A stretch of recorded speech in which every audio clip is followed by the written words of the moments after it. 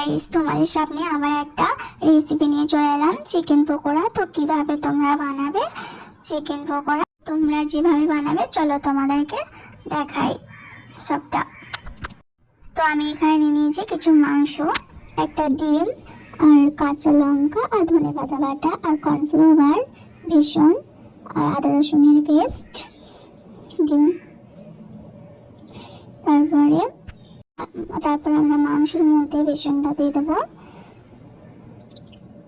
তারপর আমরা কর্নফ্লাওয়ারটা দিয়ে দিলে একটু স্বাদটা ভালো হবে আর কি। কর্নফ্লাওয়ারটা দিয়ে দেবো একটু। তারপর কর্নফ্লাওয়ারটা দেওয়ার পর আগে যেটা বেটে রেখেছিলাম আদা রসুনের পেস্ট, সেটাও দিয়ে দেবো।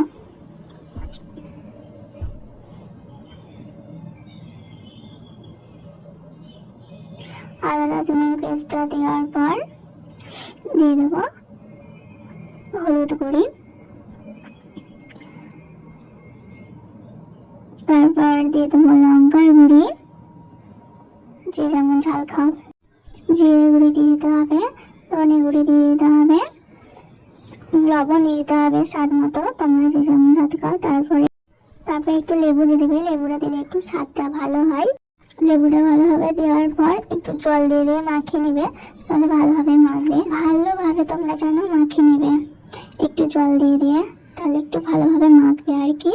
সেই জন্য কড়াইয়ে কিছুটা তেল নিয়েছি। তারপরে নিয়ে নিয়েছি আমরা এখানে কুরকুরের মানে বেটে রাখা, আর ডিম আর বেসন দিয়ে তারপরে ডিমে ভালো করে নিতে হবে। ডিমে দেওয়ার পর কুরকুরে রাখা বেটে ওটাতে দিয়ে দিতে হবে। তারপরে বেসনে দেওয়ার পর ভালোভাবে দেওয়ার পর আর একবার করে দিয়ে দিচ্ছি, তাহলে ভালো হবে। সব কিছু ভালোভাবে মাখানোর পর তেলটা গরম হয়ে গেলে বাস তেলের মধ্যে ছেড়ে দিবে, তাহলেই তোমাদের রেডি চিকেন পকোড়া। তো গাইস, ভিডিওটা কেমন লাগলো কমেন্ট করতে ভুলবে না।